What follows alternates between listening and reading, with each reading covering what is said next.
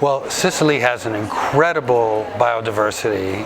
As Giacomo was reciting for us today, there's more than 70 wine grapes, and those are just the ones that are studied. There's many, many more.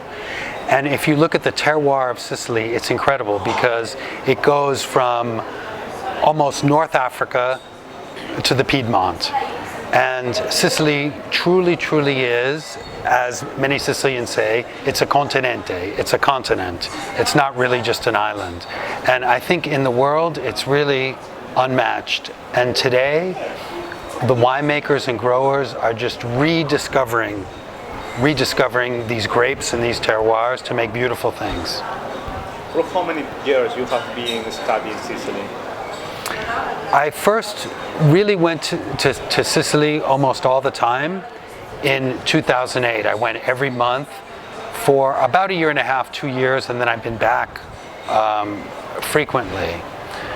And I think at the time that I went, you could really, really feel the energy exploding of this new wine scene, primarily on Mount Etna, but really all over the island. And it's a beautiful thing to see young winemakers more and more striving for excellence. You know, about 25 years ago, there was only 30 winemakers putting wine in bottles. Now there's more than 300. It's something we didn't talk about there, but that can only be good for wine. It also is the most extended territory of plantation of grapes also. So there is a balance between quantity and quality. Well, it still is the biggest wine region, and so there still is large quantities of wine, but I think that more and more people are looking at how they can best use that and really achieve what Vinitaly would say that the French used to make. They had silver grapes and they made golden wines, and that in southern Italy and Sicily they had golden grapes and are making silver wine. I think now people are discovering these golden grapes and starting to make golden wines.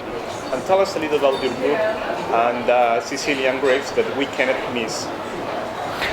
Well, my book is from that period I spent of about a year and a half traveling frequently to Sicily.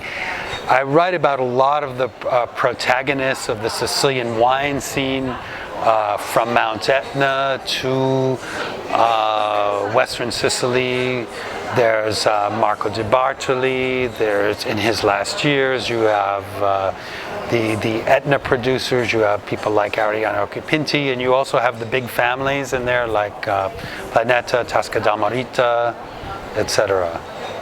And we are the grapes that we cannot miss in tasting this kind of Sicilian wine. Well, of course, I mean, there's the classic Nerello Mascalese, Nerello Cappuccio of Etna. Then you have some beautiful Nero d'Avolas and Frappato in the southeast. And I think that I'm more and more interested in tasting what some of these white wines can do. This Pericone from around Palermo, some of these Catarratos from that area, and some of the Grillo can be very interesting in Zolia that we tasted today. And also we mustn't leave out Caricante, the white wine from Mount Etna.